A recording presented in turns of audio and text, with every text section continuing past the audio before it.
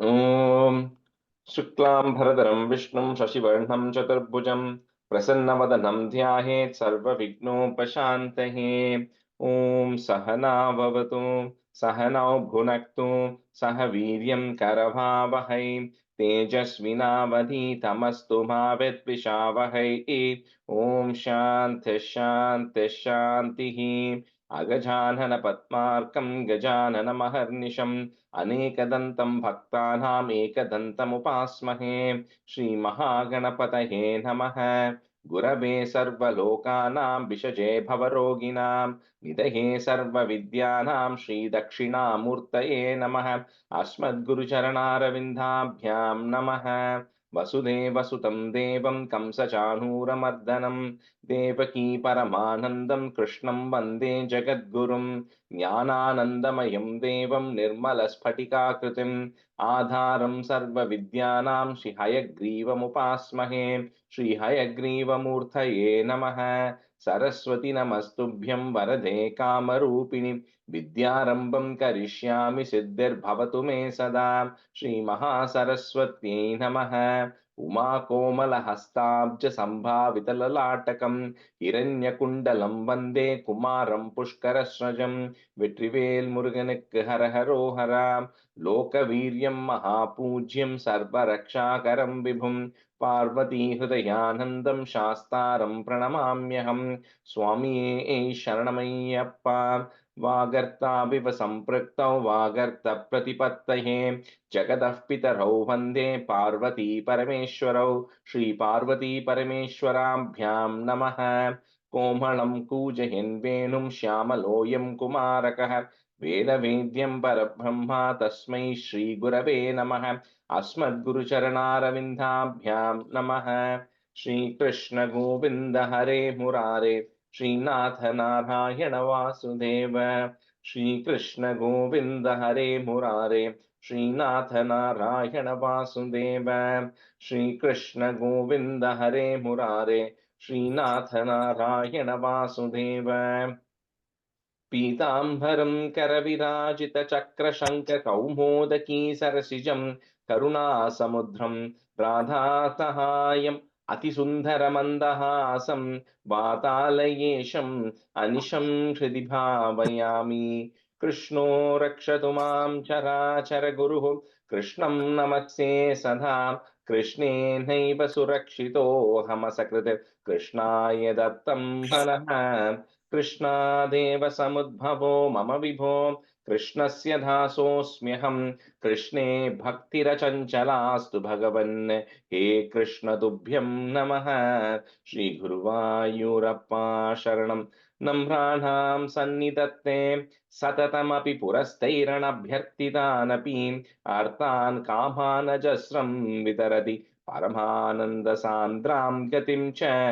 इत्थं निःशेषलभ्यो निरवधिकफलः पारिजातो हरे त्वं क्षुद्रं तं शक्रवाटी द्रुममभिलषति व्यर्थमर्त्यव्रजोऽयं।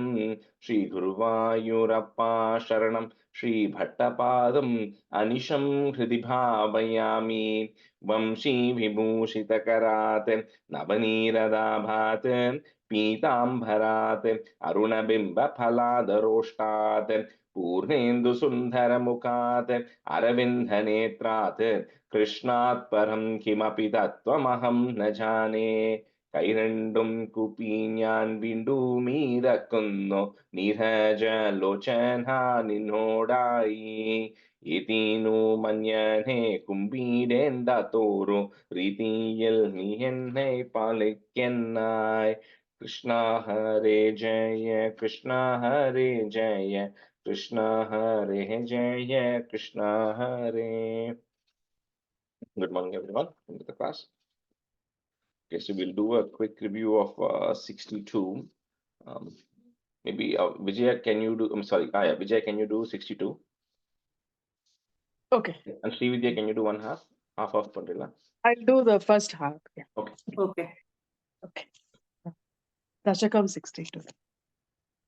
Kadachit gopalan vihitamaka sambhara vibhavan nirikshya tvam shaure bhagavamad uddhava Uddavam situ manaha vijana napyetana vinaya mridhu nanda. I lost the tune. And the tune on it's like the 4-liner tune which is Kadachit Gopalan. Okay. Kadachit gopalan vihitamaka sambhara vibhavan nirikshyatam shaure magavamad uddhavam svimtitu manaha vijanatyetana vinaya mridu nandadi pashupan aprachako vapyam janaka bhavata udyam yati. And the third line, Bijanan Napye, double na comes there, okay? Bijanan Napyetan. Okay, yeah, keep going. Vijananapyeta. Okay. Bhavashe nandastvam sutunanu vidheyo bhagavate makho varshe varshe sukayati savarshane prithvi nirnam varsyantam nikhila upajivyam mahitale visheshadasmakam trinusarira jivyabhi pashavah. Third line, Varshayattam. Varshayat. Iti shrutva vacham piturai bhava nahasarasam digentanno satyam bhagavajanita vrishtiriti yat adrishtam jivanam srijati kalu vrishtim samuchitam maharanye vrikshaha kimiva bhali indraya dhatate idam tavat satyam yadiha pashavo nakuladhanam tada jivya yasau bhalira chala bhartre samuchitah surebhyo surebhyopyat surebhyotyakrishtah Yeah. कृष्टाः ननु धरणी देवाशितितले ततस्ते प्याराध्याः इति जगदिदत्वं निजजनान्. Which is the third line, Dharani Devaha, and the Visarga you have to say, okay? Because the Ksha is coming later, right? So, धरणी देवाः शितितले. Okay. भवद्भाश्चं श्रुत्वा बहुमति युथास्तेऽपि पशुपाः द्विजेन्द्रा नर्चन्तो बलिम् अधधूर उच्चैः कृष्टिभृते क्षितिभृते व्यदूह प्रादिक्षिण्यं सुभृशम् अनमन् आधारयुक्ताः त्वं माधशैलात्मा भलि अखिलम् अभीरपुरतः. Abhir. And the last, the 4 second there. Balim Akhilam Abhira. Akhilam Abhirapuratah. Yeah. So in the because it sounds little off, right? It feels like the tune will be off. But I think the best way is always remember most of these lines have like a pause in the middle, right? So when you're starting off, if you go like it's going to be a continuous line, then you will lose the tune. So be confident that there is going to be a pause, like if in the fifth padan like Bhavat Vacham Shrutva Bahumati Yutastepi Pashupaha Dvijendranarchanto Palimada Duruchai Kshitibrit. You be confident there is a pause. Otherwise, you'll feel like you're continuing and skipping that comma and going, then you'll miss the tune. Okay. Anyway. Okay, thank you. Avochaschaivam dhan किमिह विदतं मे निगिदितं गिरीन्द्रो नन्वेषः स्वबलिमुपपुङ्क्ते स्ववपुषा अयं गोत्रो गोत्रद्विषि च कुबिते रक्षितुमलं संस्थानित्युक्त्वाः जहृषु रखिला गोकुलजुषः परिप्रीतायाताः खलु भवतु भेता व्रजजुषो व्रजं यावत् तावन् निजमगविभङ्गं निशमयन् भवन्तं जानन्नव्यधिक रजसाग्रान्धहृदयो न शेहे देवेन्द्रः त्वदु परचितात्मोन्नधिरपि. Shiviti, and the first and second and the braja is a bra sound. Brajam. Use brajam. Yeah. Brajam. Okay. Manushiyatvam yato madhubhitapi deveshva vinayam vidatteshen nashtastrita sashatasham kobi mahima. And the second and the double na when we broke it and said vidatte chet it. Vidatte chen it becomes a ta. Okay, so vidatte chet comma then nashtas tridashasam. Okay. Vidatte chet nashtastrita kopi mahima tadaschatvam shishye pashubah tagasya shriyamiti pravritastvam jetum shakilamakavadhurmadhanitihi त्वाथावासं हन्तुं प्रलयजलतानं भरभुवि प्रहिन्वन् बिभ्राणः कुलिशमयमप्रेबहमनः प्रदस्तेन्यैः अन्तर्दः मरुधात्यैर्विहसितो भवन्मायानैव त्रिभुवनपते मोहयतिकम्. And the naiva, fourth line like naiva kapran there's a pause, okay? Naiva, okay. Surendra kridachet tvija karunaya shaila kripayapi anaadankosmakam niyataiti vishwasya pashupan aho kinnayato giribiditi sanjinya nivasan marudgehadisha pranuda muravairin mama gathan. Shri Krishnaya Parabhamane Namaha. That's my third line. After giri biditi, there is a pause. So kinnayato giri biditi. Third line. Okay. Okay. Third line. Okay. So I think we finished up to seven stanzas of 63. So we'll continue from there. Okay. So let's see here, Nikki. Lata, you and Ramya, you can be student first half. Sure. So stanza 8. Achalate tvai deva padat padam galita sarva jale cha ghanotkare apahrite marutam patihi twadabhishankatadhi samupadravate.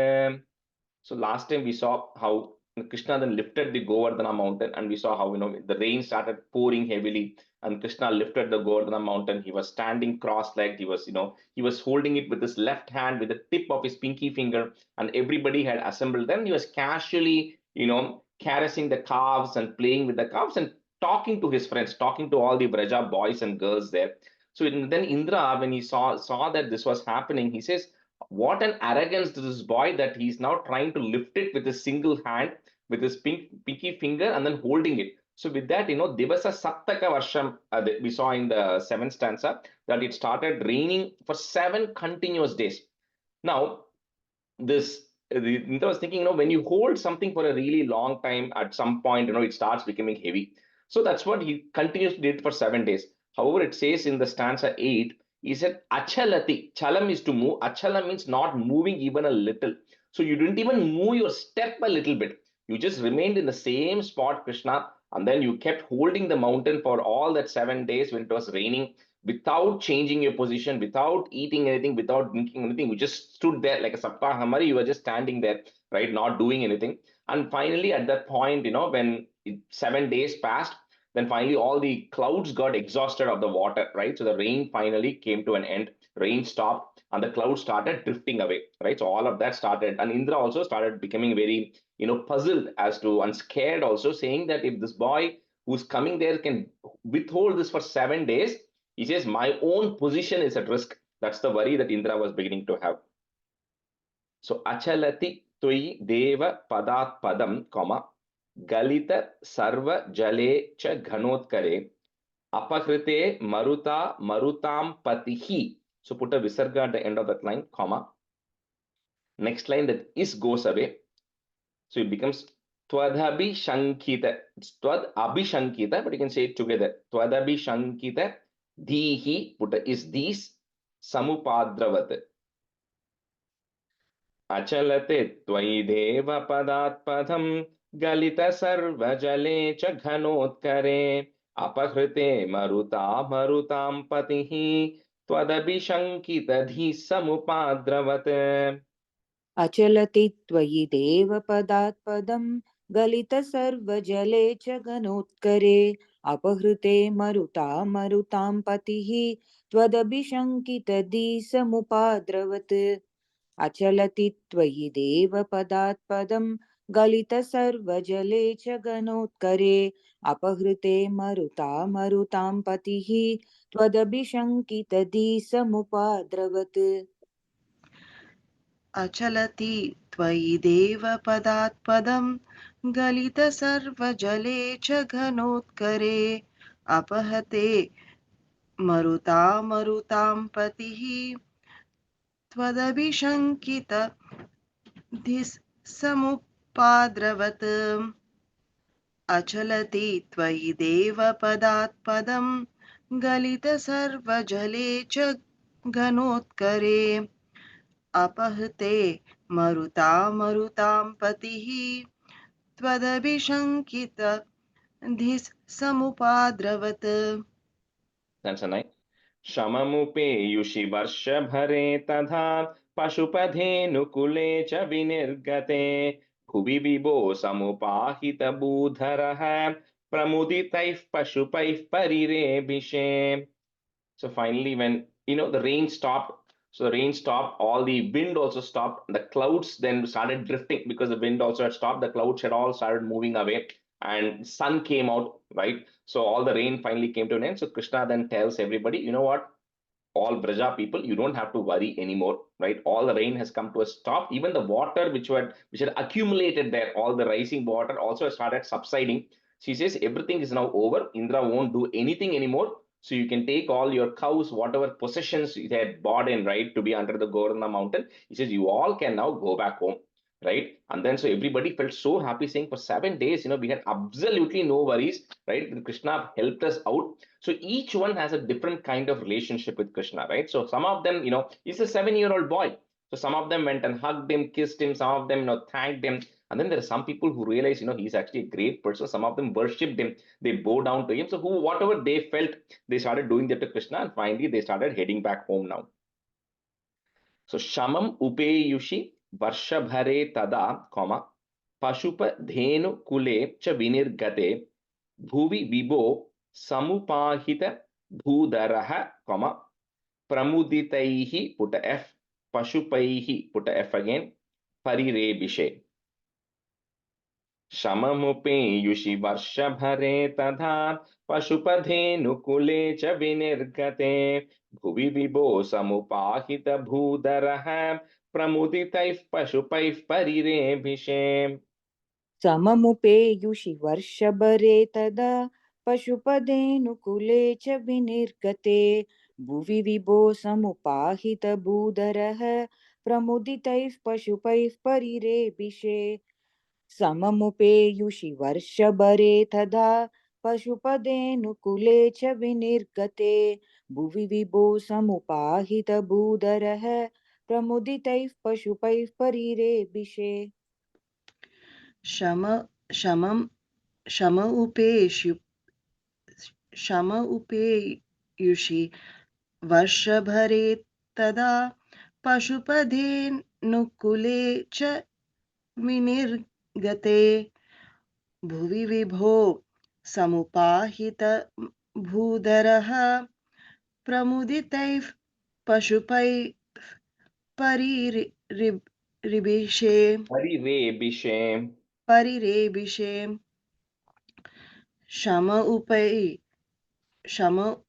शममुपेयुषि वर्षभरे तथा पशुपधेनुकुले च विनिर्गते भुवि विभो समुपाहित भूधरः प्रमुदितैः पशुपैः परिरिबिषे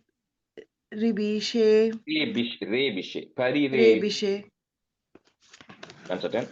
धरणिमेव पुरा धृतवानसि क्षितिधरोद्धरणे तव कश्रमः इति नुतस्त्रिदशैः कमलापते गुरुपुरालय पालय मां गधात्. So when Krishna lifted the Govardhana mountain, so all these demigods, the Siddhas, whoever were observing it live, they said, okay, this is another great leela, great another activity of Krishna as part of his incarnation here. But they say, why should you be surprised that Krishna lifted the Govardhana mountain in one hand with his pinky finger for 7 days? You should, when Krishna came and Varaha Avataram lifted the whole earth, nobody felt surprised. Why are people feeling surprised that Krishna is coming and lifting a Govardhana mountain, which is such a small portion of the earth? So this week, Kashramaha. What is the difficulty for Krishna to lift it? So you should not be, surprised about this at all. It's just a very simple task. For the normal people, it will look surprised, but we all know what the Lord is capable of. So this should be, absolutely no big deal for Krishna to do this, right? With this, they all praised you. So Lord of Guru Guru Puralaya, Palaya Mam Gadat, please eradicate all the ailments I have. Dharanimeva Pura Dhritavanasi, short e, comma, Kshitidharod Dharane. So it's a Kshitidhara Uddharane, two different words there. So you have to say it together. Kshitidharod Dharane Tava Kaha is there. Put a Ishkashramaha. Iti Nutas Tridashaihi. Put a Ich sound. Tridashaih Kamalapate, comma, Guru Puralaya Palaya Mam Gadat. धरणिमेव पुरा धृतवानसि क्षितिधरोद्धरणे तव कश्रमः इति नुतस्त्रिदशैः कमलापते गुरुपुरालय पालय मां गदात्. धरणिमेव पुरा धृतवानसि क्षितिधरोद्धरणे तव कश्रमः इति नुतस्त्रिदशैः कमलापते गुरुपुरालय पालय मां गदात्.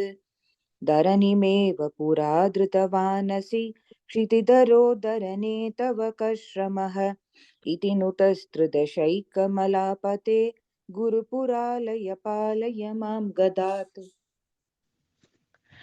धरणिमेव पुरा धृतवानसि क्षितिधरोद्धरणे तव कश्रमः इति नुतस्त्रिदशैः कमलापते गुरुपुरालय पालय मां गदात्.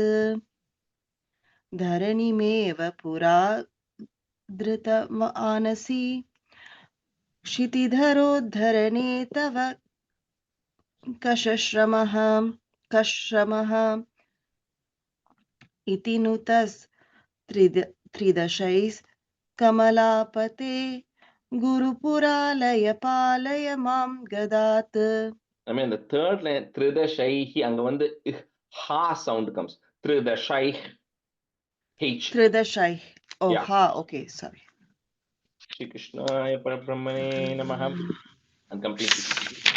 Go to 64. 64 is Govinda Pattabhisheka Varnanam. So Pattabhishekam is like crowning or, anointing him as the king. And so Govinda Pattabhisheka Varnanam. Stanza 1. आलोक्य शैलोद्धरणादिरूपं प्रभावमुच्चैस्तव गोपलोकाः विश्वेश्वरं त्वामभिमत्य विश्वे नन्दं भवज्जातकमन्वपृच्छन्.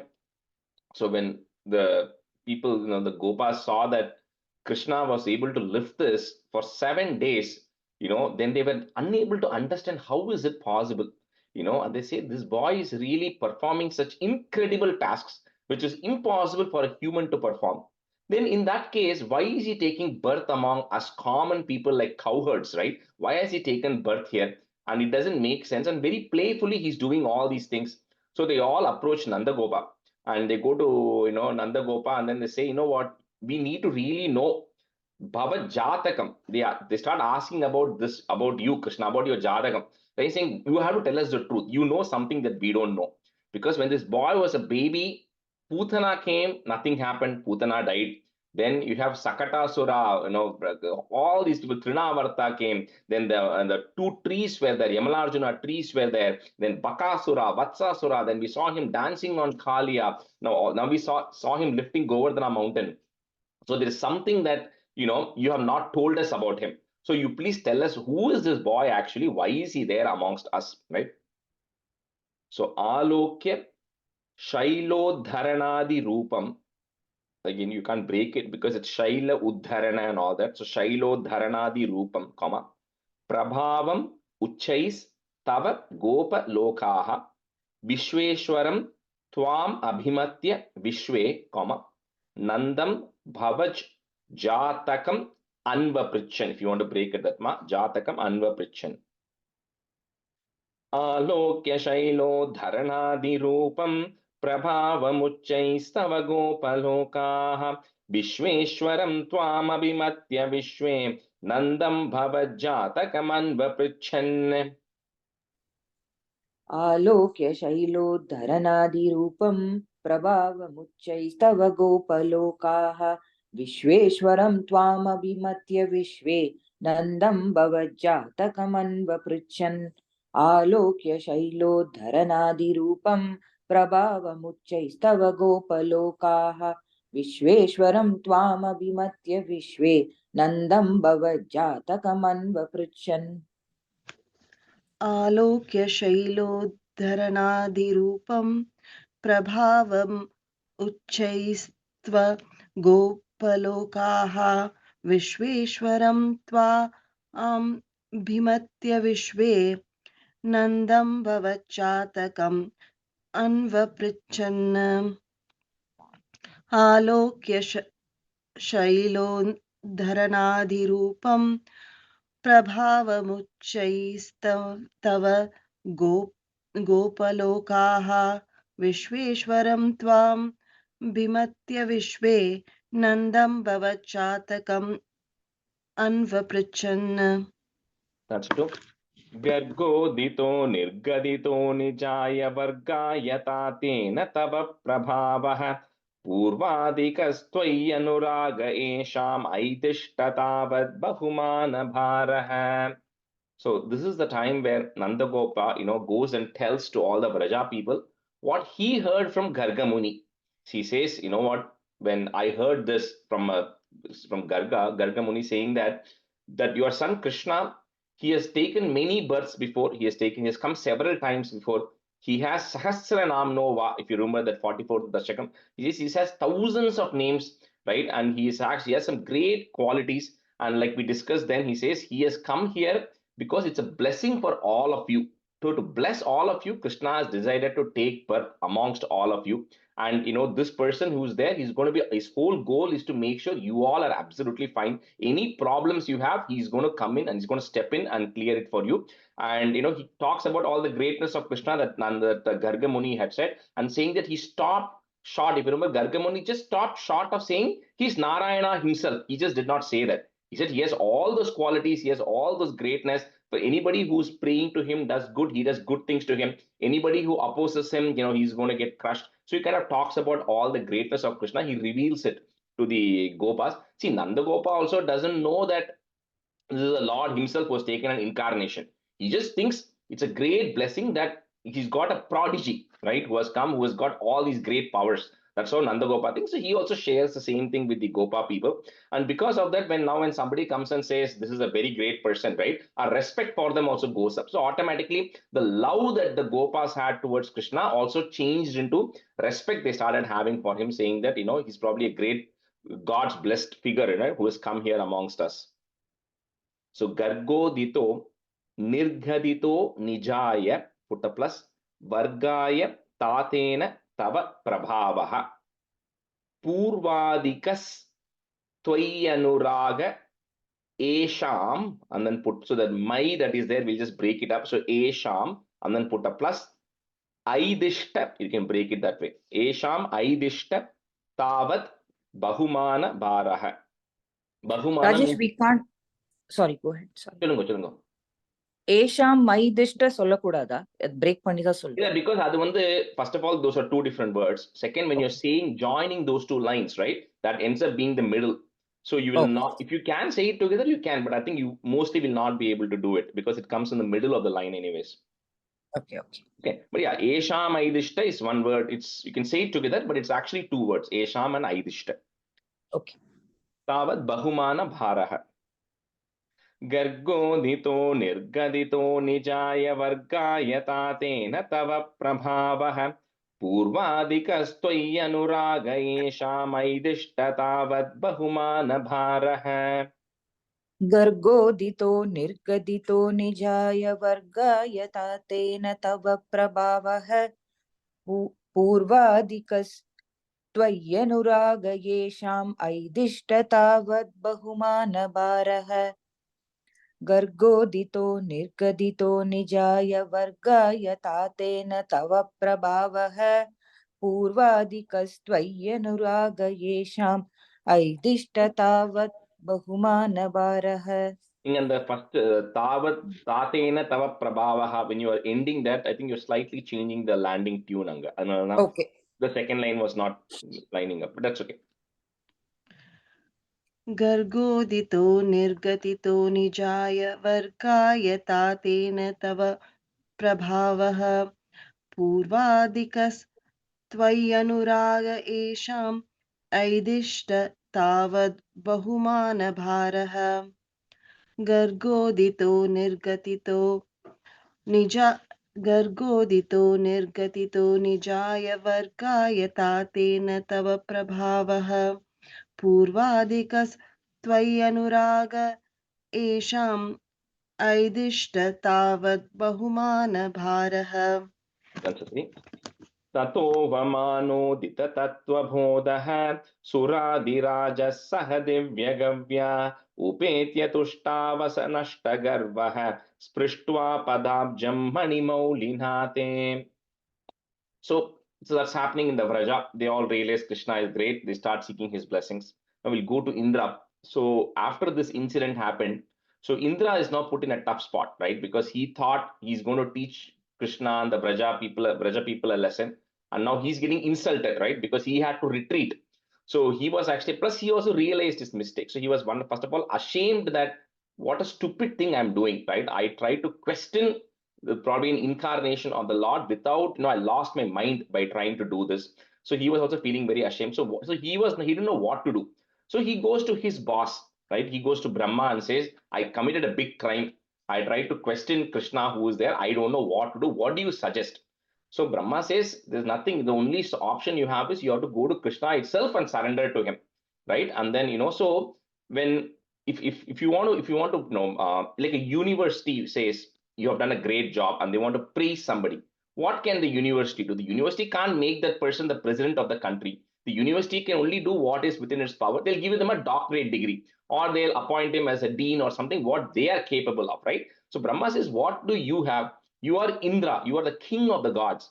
So what can you do? You offer your position itself to Krishna. That's the best you can do. You can't do anything more than what you have, right? So Brahma says, you go to Krishna, you take Kamadhenu, you do a Pattabhishekam for Krishna as Indra, right? You essentially renounce your role itself and tell Krishna, I'm surrendering and then I'm coming and giving it to you. So with that, Indra comes there and then Indra meets Krishna in solitary. And then he says that, what, when, this happened, when my sacrifice that was doing to me was disrupted, I became very angry because my pride actually went up, right? And so that's why I was the one who tried to, he apologized, right? Even though Krishna knows, he comes and apologizes, saying that I tried to disturb this. It is a big mistake that I did, that I tried to disturb this thing. So Krishna says, Indra, I know this was done only because, I felt like your pride went up, right? So because sometimes when you have excess power, your pride goes up. And Krishna says, I only do it to my most favorite of devotees.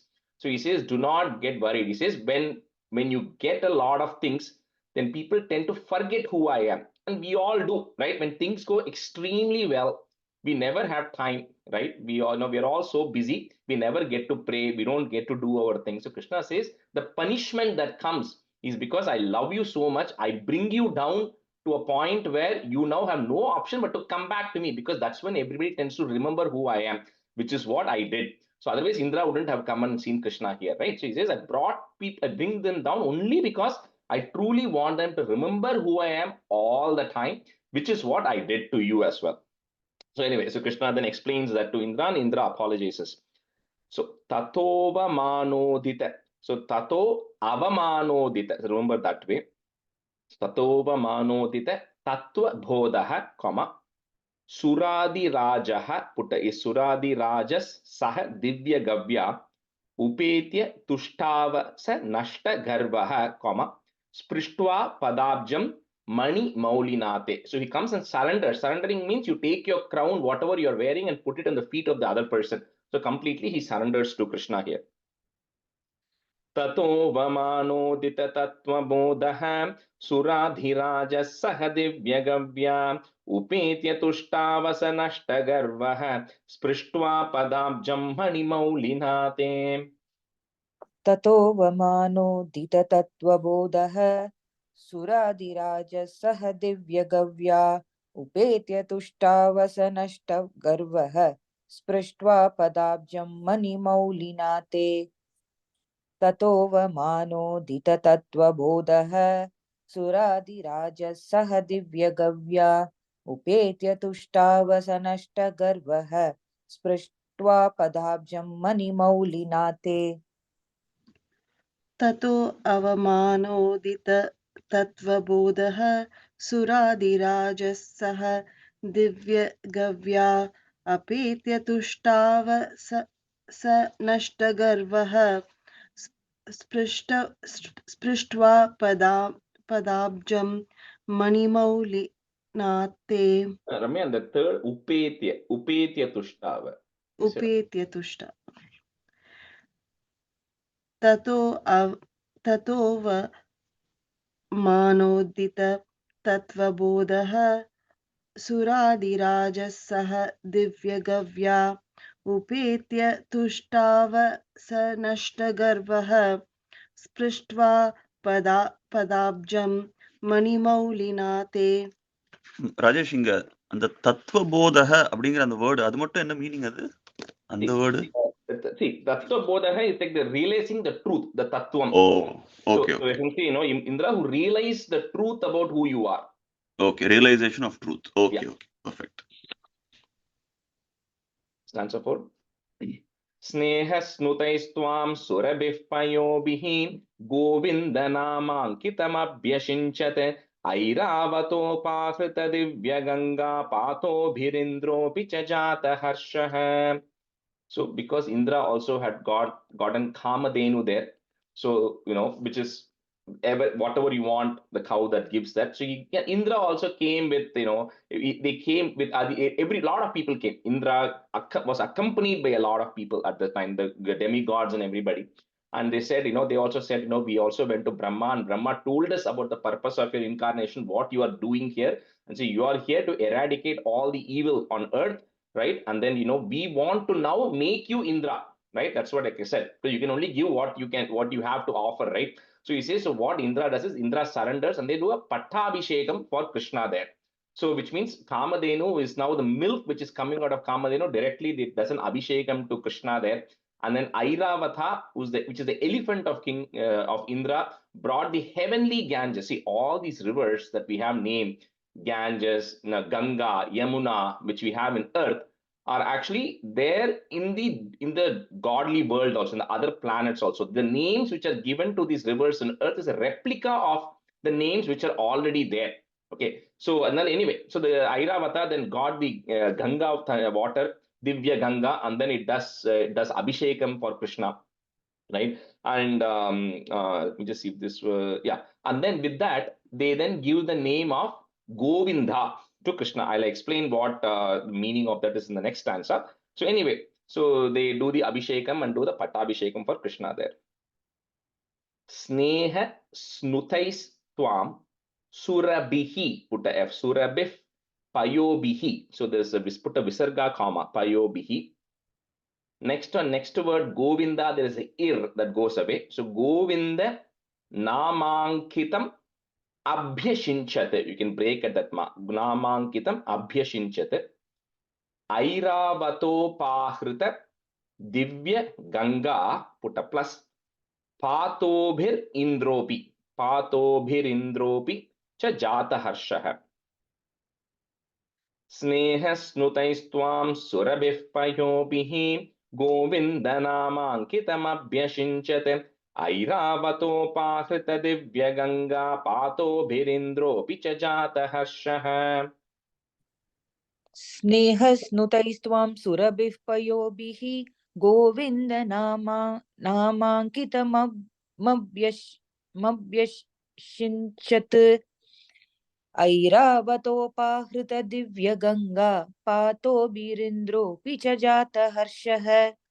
That the second line, last word is அது வந்து right word. If you want to break it, is namankitam abhyashinchat.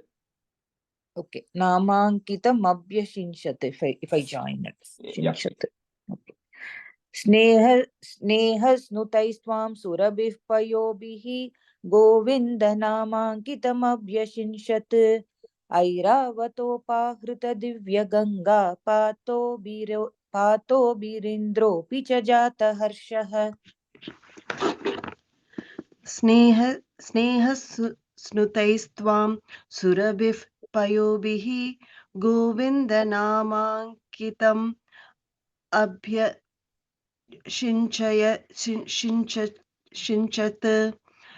ऐरावतोपाहृतदिव्यगङ्गा पातोभिरिन्द्रोऽपि च जातहर्षः. स्नेहस्नुतैस्त्वां सुरभिः पयोभिः गोविन्दनामाङ्कितम् अभ्यषिञ्चत् ऐरावतोपाहृतदिव्यगङ्गा पातोभिरिन्द्रोऽपि च जातहर्षः. जगत्रयेशे त्वयि गोकुलेशे तथाभिषिक्ते सति गोपवाटः नाकेऽपि वैकुण्ठपतेभ्यलभ्यां श्रियं प्रपेदे भवतः प्रभावात्. So this word Govinda, right? So this got several meanings of it. So the one of the root word which comes there is, you have to remember the word that Indra, Govinda, we say it, but that's root, but Indra is part of that word because when it joins, that ra and all goes away. So which means there's a couple of meanings. Indra means you can think of it as a ruler, somebody who is a king. What is the purpose of a king? The purpose of the king is to protect people. So you can call it as a protector. It can also mean the king has control over everything. So which means somebody who has control over things. So it has all these different words, right? So when we say Gajendra, we say one who is the king of the elephants. That's why we say Gajendra Moksham. Khagendra refers to Garuda, which is the king of the birds. So in that context, it is like the head of it, right? But here, Govinda, the go itself has three meanings.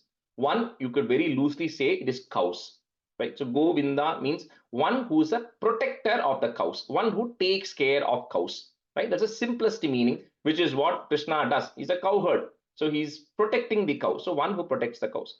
But Indra is coming and renouncing his own position, right? So it has to be something more than someone who can just protect the cows. So here the other meaning for go also means senses, your all the senses that you actually have. So Govinda means one who has control over all of the senses, right? One who has command over all of the senses. Go also means Vedas. So one who has command over all the Vedas, because the Vedas came from the Supreme Lord himself. So he is the originator of the Veda. So you can think of all of these different meanings of the word Govinda, but at the end of the day, it means one who is a ruler or a king or a protector, one who has control over cows for normal people. For elevated people, you can say he's also the controller of the Vedas, who's the supreme commander of the Vedas and all your senses. So you surrender to him, you also get command over your senses, right? So those are the multiple meanings of the word Govinda. But anyway, here it says Govinda, you're appointed as a lord of the cows, which is Govinda. And then, of course, when you are there, Krishna, Gokulam becomes Vaikuntham. Vrindavan becomes Vaikuntham. There's no difference because that's where you are, right? So it gets very prosperous, and it was as good as being in Vaikuntham itself. So Jagat Trayeshe Tvai Gokuleshe, comma, Tathabhishikte. So Tata Abhishikte, but you can say it together. Tathabhishikte Sati Gopavataha Nakepi Vaikuntha Patebhya Labhyam, comma, Shriyam Prapede Bhavataha, Bhavatah Prabhavat. Jagatraheshe Tvai Gokuleshe Tathabhishikte Sati Gopavataha Nakepi Vaikuntapatebhya Labhyam Shriyam Prapede Bhavatah Prabhavat. Jagatrayeshe Tvayi Gokuleshe Tadabhishikte Sati Gopavataha Nakepi Vaikuntapade Labhyam Shriyam Prapede Bhavatah Prabhavat. Jagatrayeshe Tvayi Gokuleshe Tadabhishikte Sati Gopavataha Nakepi Vaikuntapade Labhyam Shriyam Prapede Bhavatah Prabhavat. Jagat Trayeshe Tvai Gokuleshe Tathabhishikte Sati Gopavataha Nakepi Vaikuntapade Pyalabhyam Shriyam Prapede Bhavatah Prabhavat. Jagatrayeshe Tvai Gokuleshe Tathabhishikte Sati Gopavataha Nakepi Vaikuntapade Pyalabhyam Shriyam Prapede Bhavatah Prabhavat. Kadachidantaryamunam prabhate snayan pita varunapurusena nitastamane tumagah purim tvam tam varunim karanamartya rupah. So that the Pattabhishekam comes to an end, and then Indra and everybody go back, right? So that story is kind of come to an end. So the another story starts. So once, for one of the Ekadashi day, Nanda Maharaja was having a fast, and so for Dwadashi he was going to go and break his fast. So to go break his fast, he wanted to go take bath in the Yamuna river in the morning before the Tithi gets over. Dwadashi Tithi gets over, he went to take a bath. So it so happened that it was before sunrise. That was when the Tithi was coming to an end. So there's a general rule that you don't go bath before sunrise, and like we saw even in the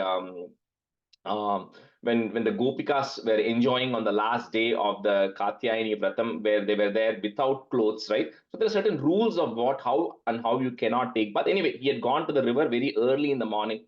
So at that time, he says, because he was there early, Varuna's emissaries came and took Nandagopa away. Now, it could mean either he got drowned and went somewhere, or Varuna's emissaries came and don't know. Anyway, so he got taken away at that point. So at that time, suddenly people realize that Nandagopa has gone missing.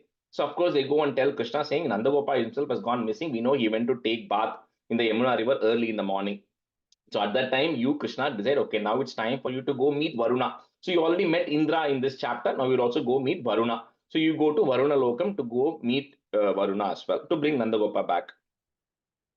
Kadachit antar yamunam prabhate, comma, snayan pita varuna purushena nitas tam anetum aga. So that's 3 words there if you want to break it. Tam anetum aga. 3 words are there. And say it together. Tam anetum agaha. Is there put a F to join. Agah purim tvam, comma. Tam varunim karana martya rupaha. Kadachidantaryamunam prabhate snayan pita varuna purushena nitastamanitumagah purim tvam tam varunim karanamartya rupaha. Kadachidantar yamunam prabhate snayan pita varuna purushena nitastamane tumaga puritvam tam varunim karanamartya rupaha. Kadachidantar yamunam prabhate स्नायन् पिता वारुणपूरुषेण नीतस्तमाने तु मगा पुरीत्वं तां वारुणीं कारणमर्त्यरूपः. That's the third line, Purim, im sound. Purim Okay. tvam. Okay. Yeah, sorry. Purim tvam. कदाचिद् अन्तर्यमुनं प्रभाते स्नायन् पिता वारुणपूरुषेण नीतस्तमाने तु मगाः पुरीं त्वं तां वारुणीं कारणमर्त्यरूपः कदाचिद् अन्तर्यमुनं प्रभाते स्नायन् पिता वारुणपूरुषेण नीतस्तमाने तु मगाः पुरीं त्वं तां वारुणीं कारणमर्त्यरूपः. Okay, just change halfway. Vasanta garu, you can be a student. Usha garu, you can be a student. Stanza 7. Sasambhramam tena jaladhipen प्रपूजितस्त्वं प्रतिगृह्यतातं उपागतस्तत्क्षणमात्मगेहं पितावदत्तचरितं निजेभ्यः. So because Nandagopa was there in the land of Varuna or the kingdom of Varuna, so there Krishna then goes there. So when Krishna goes there, now Varuna realizes, oh, Krishna himself has come, right? So he realizes that, oh my God, my people have got the wrong person. He's got Krishna's father himself. So Varuna apologizes, saying that, you know what, the wrong person ended up coming. You know, sometimes when you kidnap the wrong person, right? So somebody says, I really apologize. I didn't realize that it was your father who's actually come here. So Varuna then, apologizes and sends Nandagopa back with Krishna. But Nandagopa is observing all of these things, right? So Nandagopa is observing and saying, you know what? How is it that I thought Krishna was great because he's gifting all these things, but I thought I was almost dead. But then Krishna comes so easily and people are respecting Krishna. I thought only I knew the greatness of Krishna, but all these people also seem to know the greatness of Krishna, right? So Nandagopa gets even more surprised, right? And then he actually comes and tells it to the Braja people, right? He comes back and says, this is what actually happening, right? That it's not, Krishna is actually more greater than who we think he is, because others also seem to recognize his greatness here.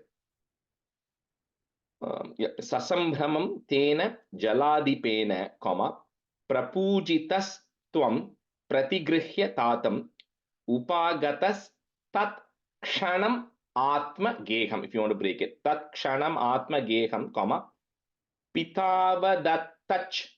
So that S symbol is there. So you have to say the whole word together. Pitavadattach charitam nijebhyah. Sasambhramam tena jaladhipen प्रपूजितस्त्वं प्रतिगृह्यतातं उपागतस्तत्क्षणमात्मगेहं पितावदत्तचरितं निजेभ्यः. ससम्भ्रमं तेन जलाधिपेन प्रपूजितस्त्वं प्रतिगृह्यतातम् उपागतस्तक्षणमात्मगेहं पितावदत्तश्चरितं निजेभ्यः. ससम्भ्रमं तेन जलाधिपेन प्रपूजितस्त्वं प्रतिगृह्यतातम् उपागतस्तक्षणमात्मगेहं पितावदत्तश्चरितं निजेभ्यः. ससम्भ्रमं तेन जलाधिपेन प्रपूजितस्त्वं प्रतिगृह्यताताम् उपागतस्तक्षणमात्मगेहं पिता वदत्तच्चरितं निजेभ्यः. ससम्भ्रमं तेन जलाधिपेन प्रपूजितस्त्वं प्रतिगृह्यताताम् उपागतस्तक्षणमात्मगेहं पिता वदत्तच्चरितं निजेभ्यः. That's 8. हरिं विनिश्चित्य भवन्तमेतान् भवत्पदालोकनबद्धतृष्णान् निरीक्ष्य विष्णो परमं परं तत् दुरापमन्यैस्त्वमदीदृशस्तान्.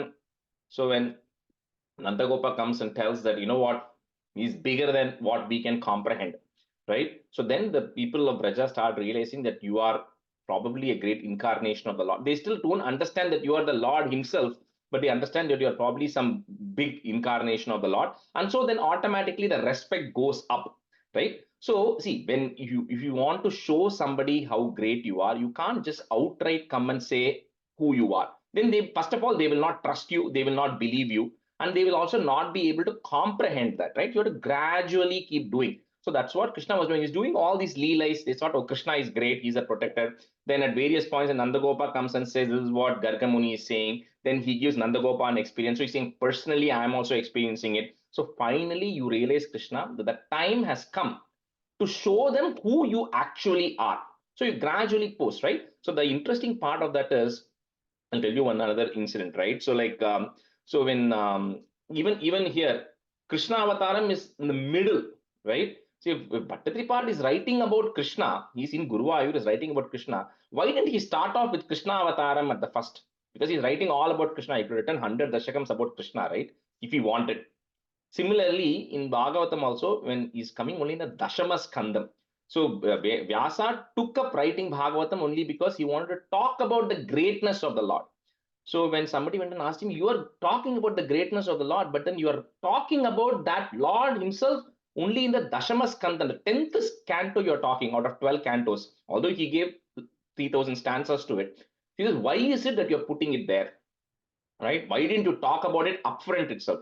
So he says beautifully that you cannot, for people to truly understand how great the Lord is, you have to first talk through step by step about the various activities and you build it up, right, to say how great, and then you talk about that personality. If you directly come in and say Krishna is the Lord, which although he says it in the beginning, people will not be able to see. You talk about the greatness of the Lord in terms of how the entire creation is because of the Lord, how all these things which came up when absolutely nothing was in existence, the Lord created everything from it. You talk about the greatness of the Lord, and then you come and gradually build it. And Krishna Avataram, to understand Krishna Avataram, and more importantly, the next few chapters, to understand the relationship between Gopikas and Krishna, you have to be in a state of some transcendental state. You have to be in that level of enlightenment to understand it. So that cannot come if you directly go and talk about it. You have to build it up to that, right? So that's why even Vyasa said, I have to build up. People have to get into that mode. And once you're purified, after 9 skandams of Bhagavatam, then you can learn about Krishna. So similarly here, Bhattacharya is bringing it, and now he realizes even that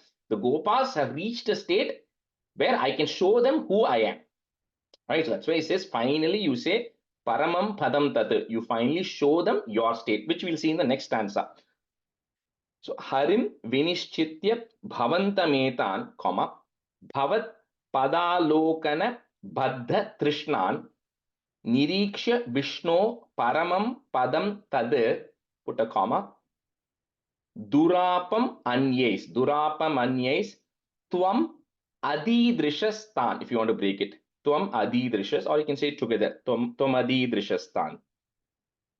Harim Vinishchitya Bhavantametan Bhavat Padalokana Baddha Trishnan Niriksha Vishnu Paramam Padam Tat Durapamanyais Tvamadidrishastan. Harim vinishchitya bhavantametan bhavatpadalokanabadhatrushnan niriksha Vishnu paramam padam tad durapamanyaistamadidrushastan. Harim vinishchitya bhavantametan bhavatpadalokanabadhatrushnan niriksha Vishnu paramam padam tad durapamanyaistamadidrushastan. हरिं विनिश्चित्य भवन्तमेतान् भवत्पदालोकनबद्धतृष्णान् निरीक्ष्य विष्णो परमं पदं तत् दुरापमन्ये त्वमदीदृशस्तान्.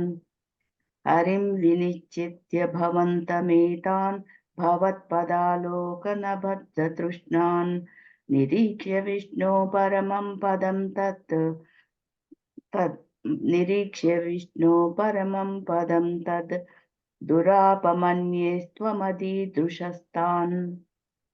That's a nice. Spurat Padananda Rasa Pravaha Prapurna Kaivalya Mahapayodhau Chiram Nimagnah Khalugopasangaha Tvayaiva Bhuman Punarudhritaste. So Krishna then realized that these Gopas, were wanting to truly understand who I am, right? Because they still were like confused. Is it Lord Hari himself, right? That's what they were wondering. So he wanted to show them who he really is. So what Krishna does is just like what Brahma saw when he was creating, where he saw the Vaikuntha Lokam and then he saw Narayana there surrounded by other people who are also like Narayana, Chaturbhujam and everything there. Krishna actually gives these Gopas a vision into that. So they're able to see the Brahma Jyoti, they see the Vaikuntha planets there, and there they again, like Brahma, they zoom in, they can see Krishna, Narayana there, and they see all the people surrounding him, all of them having the same color, same Chaturbhujam and everything. So he actually shows them that state. So when you're, for example, to be able to see that state, you should have the vision to be able to see it. So they were blessed to be able to see that. And then when they saw that, it says, they were in that state of supreme bliss, where because they were able to see that state. And of course, the moment they saw it, they experienced that bliss briefly, that thing disappeared, right? And then they were brought back, and then they kind of forgot what they actually saw there. But so Krishna did show them at least once, saying that this is who I am, this is where I am from, right? This is the place where you will eventually reach as well. So he did bless the Gopas, be able to see that and finally bring them back to the regular state. So Spurat Parananda Rasa Pravaha, put a plus, Prapurna Kaivalya Mahapayodhau. So those two lines are together. Chiram Nimagnaha, put a ich sound. Chiram Nimagnah Kalu Gopa Sanghaha. So that is there, put a visarga comma. Gopa Sanghaha. Tvayeva Bhuman Punarudhritaste. स्फुरत्परानन्द रसप्रवाह प्रपूर्ण कैवल्य महापयोधौ चिरं निमग्नाः खलु गोपसङ्गाः त्वयैव भूमन् पुनरुद्धृतास्ते. पुरत्परानन्दरसप्रवाह प्रपूर्णकैवल्यमहापयोधौ चिरं निमग्नाः खलु गोपसङ्घाः त्वयैव भूमन् पुनरुद्धृतास्ते. पुरत्परानन्दरसप्रवाह प्रपूर्णकैवल्यमहापयोधौ चिरं निमग्नाः खलु गोपसङ्घाः त्वयैव भूमन् पुनरुद्धृतास्ते. स्फुरत्परानन्दर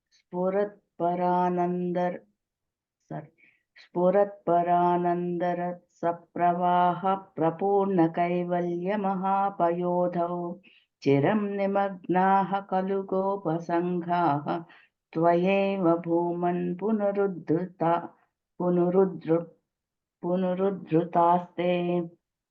स्फुरत्परानन्दरसप्रवाह प्रपूर्णकैवल्यमहापयोधौ चिरं निमग्नाः खलु गोपसङ्गाः त्वयैव भूमन् पुनरुद्धृतास्ते. Stanza 10. करभदरवधेवं देवकुत्रावतारे निजपदमनवाप्यं दर्शितं भक्तिभाजां तदिह पशुपरूपी त्वं हि साक्षात् परात्मा पवनपुरनिवासिन् पाहि मामामयेभ्यः. So but is questioning, saying, Kutra, in which other incarnation of you? You have several incarnations, not just the 10 like we speak about, right? This is the 7. We saw Kapilopakyanam, Prithu Charitram, Rishabha Yogishwara. We ourselves saw so many. So there's so many avatars of yours are there, Narayaneyam avatars. In which avataram have you shown your supreme state to the devotees so clearly? Just no avataram has done this. It's only in Krishna avataram that Yashoda saw, all the Gopas are seeing. Later Arjuna went to that place in the 88th Dasakam, Santana Gopalopakyanam. So in which avataram have you shown your state so clearly, as if Kara Bhadarava Devam, as if somebody, your palm is always light colored, right? Everybody's palm. So you take your palm and then you put a black berry on top of your palm. It is so obviously visible because your palm is very fair in color, the black berry is dark. So it's very clearly visible. So similarly, you showed your state very clearly to all these people during Krishna avataram. Which other avataram of yours were you able to do this? He says, you are Sakshat Paratma, you are the Brahman himself who was taken the form of a Pashuparupi, who was taken the form of a cowherd as a simple boy, but you are the supreme Lord. right? So please, oh Lord of Guruvayur, eradicate all my ailments. So Kara Bhadara Vadevam Deva Kutravatare, comma, Nija Padam Anavapyam, if you want to break it, Nija Padam Anavapyam, Darshitam Bhakti Bhajam, Tadiha Pashupa Rupi, Twamhi Sakshat Paratma, comma, Pavana Pura Nivasin, Pahi Mama Maebhyaha. So this one, the tune is different, so make a note. Karabhadaravadevam Devakutravatare Nijapadamanavápyam Darshitam Bhakti Bhajam Tadiga Pashuparupi Tvam Hi Sakshat Paratma Pavanapura Nivasin Pahi Mama Maebhyaha.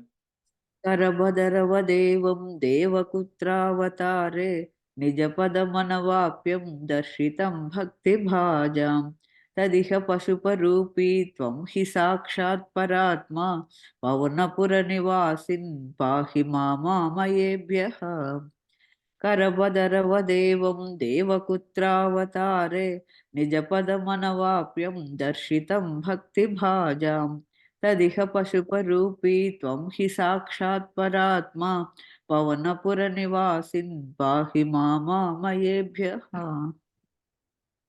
करभदरवदेवं देवकुत्रावतारे निजपदमनवाप्यं दर्शितं भक्तिभाजं तदिह पशुपरूपी त्वं हि साक्षात् परात्मा पवनपुरनिवासिन् पाहि मामामयेभ्यः. Usha Garu, that second line, last word, Bhakti Bhajam. Oh, okay. करभदरवदेवं देवकुत्रावतारे निजपदमनवाप्यं दर्शितं भक्तिभाजां तदिह पशुपरूपी त्वं हि साक्षात् परात्मा पवनपुरनिवासिन् पाहि ममामयेभ्यः. Last word, Mama Maebhyaha. Oh, sorry. मामामयेभ्यः. Shri Krishnaya Parabrahmane Namaha. Rajesh ji, or a quick question. Actually, In my book, in the second line, it says Parapadamana, right? So Nija Padamana. Martikingo, it means the same thing. So para padam, nija padam is a supreme state. Para is like a comparative degree. So also Paratma and Paramatma are same. Yeah, Paratma and Paramatma are the same. Yeah. Okay, thank you. So other Paratma, just change it to nija padam to be consistent. Okay, The meaning is sure. the same. Parapadam. Thank you. Yeah, thank you. Okay, so 65. So 65, 66, 67, 68. So those four dashakams are really leading towards the Rasa Krida, which happens in 69, right? So it's kind of like the lead up to the Rasa Krida. 65 is all talks about the love that the Gopikas have for Krishna, the relationship between Gopikas and Krishna, which then finally results in the Rasa Krida, which happens in 69. Okay. So because the things which happen in that few chapters before reading to the Rasa Krida.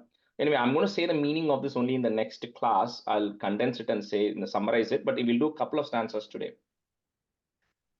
So stanza 1, Gopi Janaya Katitam Niyamavasane, comma, Marotsavam Twamata Sadayitum Pravrittaha Sandrena Chandra Mahasa Shishiri Kritashe, comma, Prapurayo Muralikam Yamuna Vanante.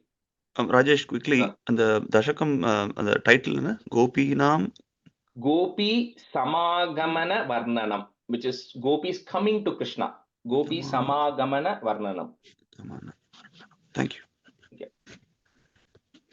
Gopi Janaya Katitam Niyamavasane Marotsavam Tomata Sadhayitum Pravrittaha Sandrena Chandra Mahasa Shishiri Kritashe Prapurayo Muralikam Yamuna Vanante.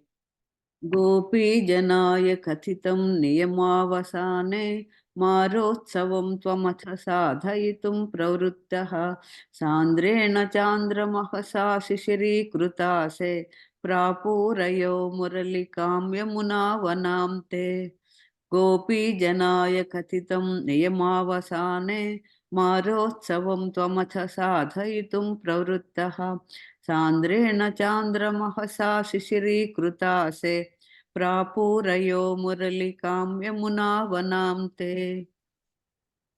गोपीजनाय कथितं नियमावसाने मारोत्सवं त्वमथ साधयितुं प्रवृत्तः सान्द्रेण चान्द्रमहसा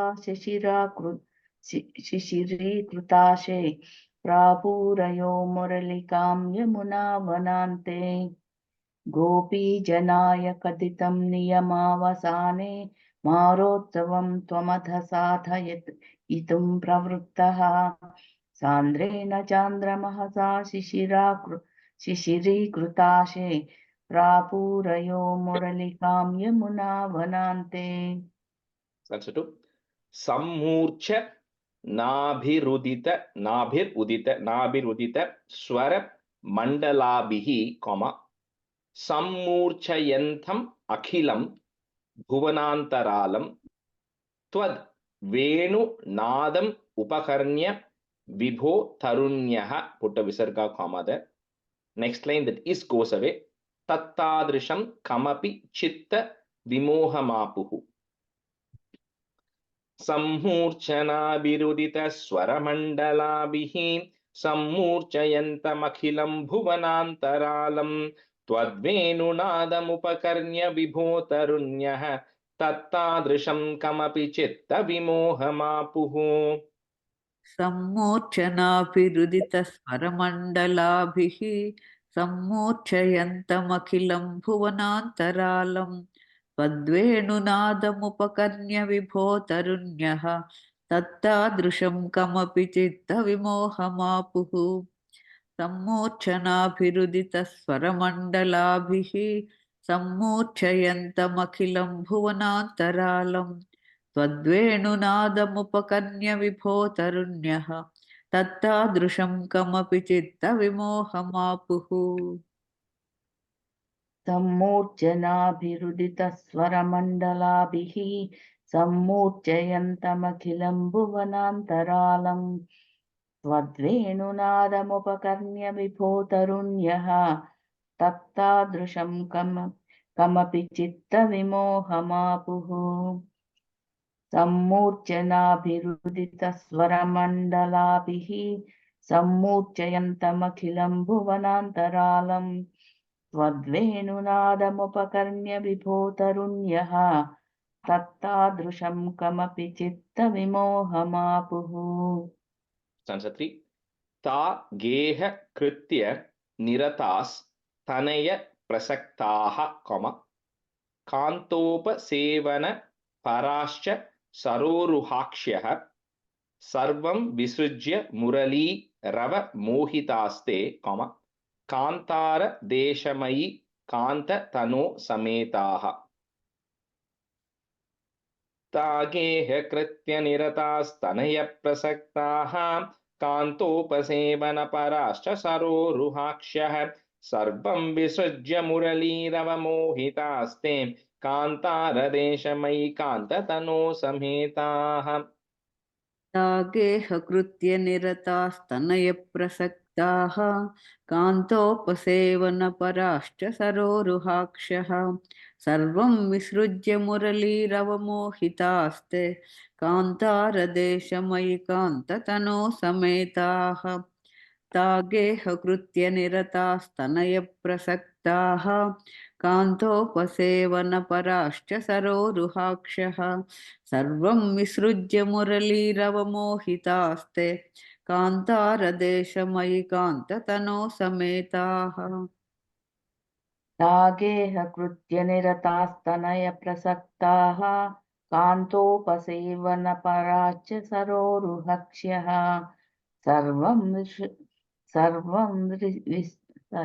सर्वं विसृज्य मुरलीरवमोहितास्ते कान्तारदेशमयि कान्ततनो समेताः तागेह कृत्य निरतास्तनयप्रसक्ताः कान्तोपसेवनपराश्च सरोरुहाक्ष्यः सर्वं विसृज्य मुरलीरवमोहितास्ते कान्तारदेशमयि कान्ततनो समेताः. We'll do 2 more stanzas today. Kaschin nijanga paribhushanam adhadhanaha. If you want to break it, that ma bhushanam adhadhanaha, put a visarga, you may not have it. Venu pranadam upakarnya kritarda bhushaha twamagata nanu tathaiva vibhushitabhyah, put a visarga comma, vibhushitabhyah. Next line is goes away. Ta eva samruruchire tava lochanaya. Kaschin nijanga paribhushanamaadadhanaha venu pranadamupakarnya kritartha bhushaha twamagata nanu tataiva vibhushitabhyah taeva samruruchire tava lochanaya.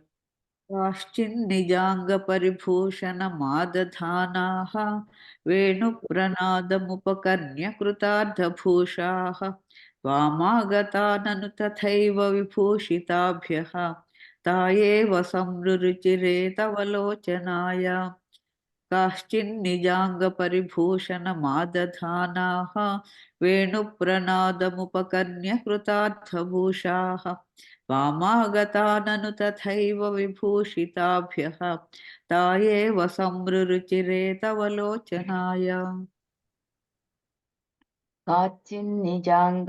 काचिन्निजाङ्गपरिभूषणमाददानाः वेणुप्रणादमुपकर्ण्यकृतार्थभूषाः त्वामागता ननु तथैव विभूषिताभ्याः ता एव संरुचिरे तव लोचनाय. Garu, that last third line, last word, vibhushitabhyah. I think you said tabhyaha or something. Oh, sorry. Tabhyah. Tabhyah. काञ्चिन्निजाङ्गपरिभूषणमाददानाः वेणुप्रणादमुपकर्ण्यकृतार्थभूषाः वामागता ननु तथैव विभूषिताभ्यः ता एव संरुचिरे तव लोचनाय. That first word, first line, kaschin, ish sound. Kaschin. Yeah. Okay. Thanks. Haram nitamba bhuvi kachana dharayanti, kanchin cha kantha bhuvi deva samagatatvam haritvam atma. I'm just breaking it for simplicity. Haritvam atma jaganasya mukunda tubhyam, vyaktam bhabasha iva mugdha mukhi visheshat. Haram nitamba bhuvi kachana dharayanti kanchin cha kantha bhuvi deva samagatatvam haritvam atma jaganasya mukunda tubhyam vyaktam bhabasha iva mugdha mukhi visheshat. हारं नितम्बभुवि काचन धारयन्ति काञ्चीं च कण्ठभुवि देवसमागता त्वां हारित्वमात्मजगनस्य मुकुन्दतुभ्यं व्यक्तं बभाष इव मुग्धमुखी विशेषात् हारं नितम्बभुवि काचन धारयन्ति काञ्चीं च कण्ठभुवि देवसमागता त्वां हारित्वमात्मजघनस्य मुकुन्दतुभ्यं व्यक्तं बभाष इव मुग्धमुखी विशेषात् हारं नितम्बभुवि काचन धारयन्ति काञ्चीं च कण्ठभुवि देव समागता त्वां हारित्वमात्मजगनस्य मुकुन्दतुभ्यं व्यक्तं बभाषयो इव मुग्धमुखी विशेषात् हारं नितम्बभुवि काचन धारयन्ति काञ्चीं च कण्ठभुवि देव समागता त्वां हारित्वमात्मजगनस्य मुकुन्दतुभ्यं व्यक्तं बभाष इव मुग्धमुखी विशेषात्. That's probably one more on this top for sure. Kachit kuche punara sajjita kanchulika, vyamohataha, put a F, vyamohatah Paravadubhira Lakshyamana. If you want to break it, it is Paravadubhir Alakshyamana, but you can say it together, it's easier. Paravadubhira Lakshyamana. Twamayayau Nirupama Pranayati Bhara, put a plus, Rajyabhisheka Vidaye Kalashi Dhareva. Kachit kuche punarasajjita kanchulika Vyamohatah paravadubhira lakshyamana Tvamhayayau nirupama pranayati bhara Rajyabhisheka vidaye kalashi dhareva. काचित् कुचे पुनरसज्जित कञ्चुलीका व्यामोहतः परवधूभिरलक्ष्यमाना त्वामाययौ निरुपमप्रणयाति भारराज्याभिषेकविधये कलशीधरेव काचित् कुचे पुनरसज्जित कञ्चुलीका व्यामोहतः परवधूभिरलक्ष्यमाना त्वामाययौ निरुपमप्रणयाति भारराज्याभिषेकविधये कलशीधरेव काचित् कुचे पुनरसज्जित कञ्चुलिका व्यामोहतः परवधूभिर्लक्ष्यमाना त्वामाययौ निरुपमप्रणयाति भारा राज्याभिषेकविधये कलशीधरेव काचित् Kuche पुनरसज्जित कञ्चुलिका व्यामोहतः परवधूभिर्लक्ष्यमाना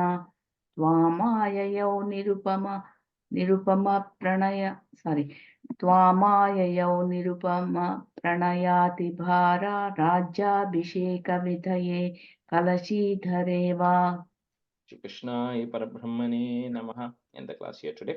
Sandhanandhavabodhatmakamanupamitam kaladeshavadebhyam nirmuktam nityamuktam nigamashatasahasrena nirbhasyamanam aspashtam drishtamatre punarurupurusharthatmakam brahmatattvam tattabhati sakshat gurupavanapure hanta bhagyam jananam kahena vacha manasendriye va buddhyatmana va prakrite swabhavat करोमि यत्यत् सकलं परस्मै नारायणायेति समर्पयामि. Thank you everyone. So next Thank you, class, Rajesh. we'll just do a quick review next class. So I think the last time review I think was till Dasakam 19. So I have the list. I'll post the list in the WhatsApp group. So from 20 to 63 or 65 actually. I'll put all the Dashakams we learned in this session, right? And then you all can pick one first, and then if there is, once everybody has picked, if there's more, you can take two then. Okay, so we'll finish the remaining 3 stanzas of this in the next class, and then we'll do that. So, Rajeshji, there's no Narayaneeyam Parayanam on 27th, right? That's changed to May 4th now. Okay, so the Narasimha Temple Parayanam is changed from April 27th to May 4th. So that is confirmed. So hoping all of you can make it. So you can just sign up in that Excel so we know how many are coming. Same time, right? 9 a.m. to 12 noon. 9 a.m. we'll start because it's a little north, right? So I know it will take some time to drive. So we'll start at 9 o'clock and then we'll do 50 Dashakams and then there'll be lunch and then you can come back. Okay. Thank you. Bye everyone. Thank you, Rajesh.